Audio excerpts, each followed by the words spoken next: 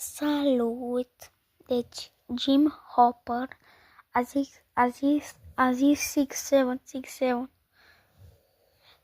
Trebuie să mă credeți, trebuie să vă uitați și voi.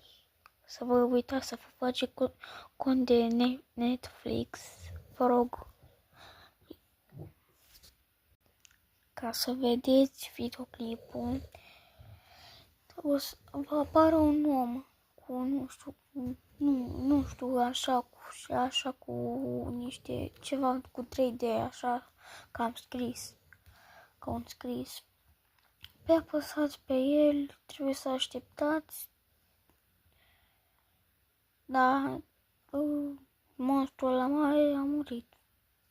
Știu, ăla mare, da, au niște pui, cred că are vreo 10 de pui, dar a zis 6767 domnul Jim Hopper.